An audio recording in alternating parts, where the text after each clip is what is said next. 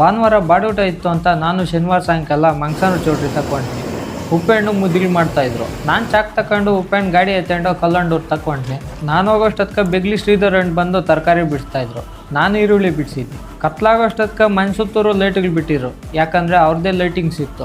Decoration ಅವರು ಕೈ ಕೊಟ್ಟರು ಅಂತ ನಾನು ಶ್ರೀಧರ್ ಹಣ್ಣು ಅಲ್ಲಿದ್ದಿದ್ದು ಹೂಗಳು ಎತ್ಕೊಂಡು ಹೆಂಗಂದ್ರೆ ಹಂಗೆ ಕುಚ್ಚಿ ಹಾಕಿದ್ರು. ಟೈಮ್ ಆಯಿತು ಅಂತ ರಾತ್ರಿ ಈ ಟೇಬಲ್ ಕೆಳಗೆ ಮಲ್ಗೆ ಬೆಳಗ್ಗೆ ಎದ್ರಿ ಹಾಲು ತಂದಿದ್ರು.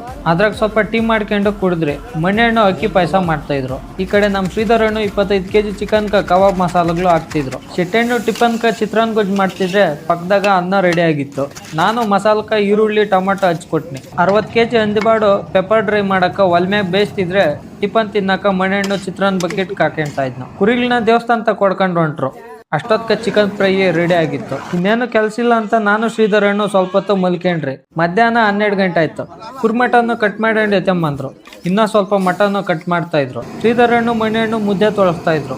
ಎತ್ತೆಂಡು ಬಂದಿದ್ ಮಟನ್ನ ಬೇಯಕ್ಕೆ ಹಾಕಿದ್ರಿ. ನಮ್ಮ ಶಿವನನ್ನು ಕಬಾಬ್ ಹಾಕ್ತಿದ್ರೆ ನಾವು ಜನ ಬಂದ್ರು ಅಂತ ಬಡ್ಸಕೊಂಡ್ರಿ.